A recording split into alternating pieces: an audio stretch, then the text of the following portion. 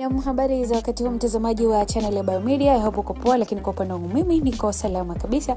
Nikukumbusha kuendelea kusubscribe na kuwa mwanafamilia katika channel yako pendwa kabisa ya Biomedia. Jina langu ni Official Rose D. Karibu sana tuangazie taarifa ambako MC Pilipili amefariki dunia ghafla akiwa jijini Dodoma. Mashabiki washangazwa na chanzo cha kifo chake. Kiukweli inasikitisha. Mambo yamekaaje?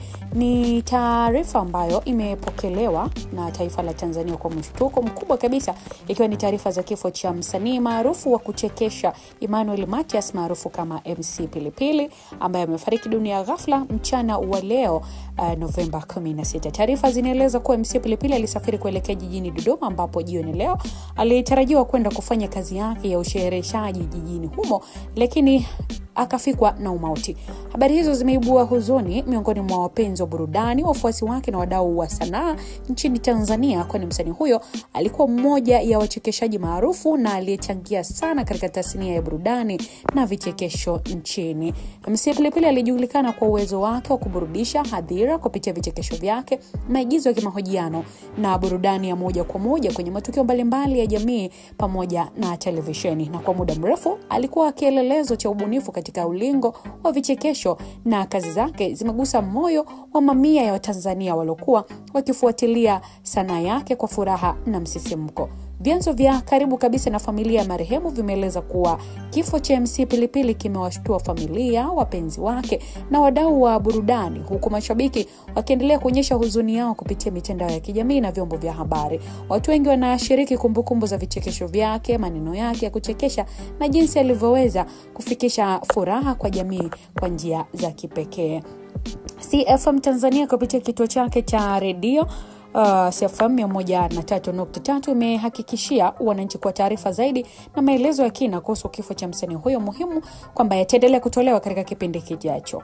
Lakini pia hii ni hatua ya kuhakikisha kwamba wafuasi wake wanapata taarifa sahihi na halisi juu ya hali iliyomsababishia kifo MC Pilipili na jinsi familia inavyoshughulikia msiba huu. Pamoja na huzuni kubwa iliyoweza kujitokeza, kifo cha MC Pilipili kimeibua mjadala kuhusu mchango wa wasanii wa vichekesho nchini na umuhimu wa tasnia burudani katika kuendeleza furaha, burudani na mshikamano wa kijamii.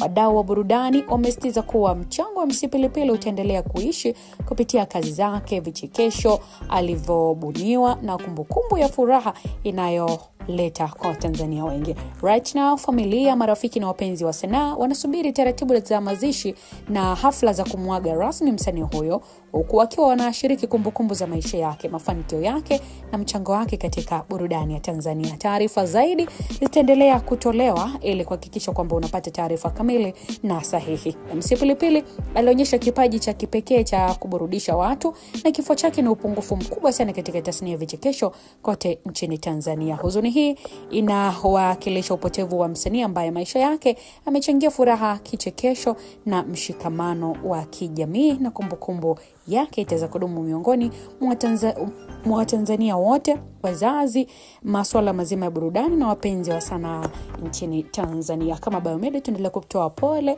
kwa familia Bwana Mtoa na Bwana Mtoa, jina la Bwana lihimidiwe. Mtazamaji, kwa update mbalimbali endelea kutazama na kufuatilia Biomedia. Tuendelea kukusogezea taarifa kuhusiana na taratibu zile ambazo zitakuwa zinafuata. Jina langu ni Official Rose D. Uwe na wakati mwema.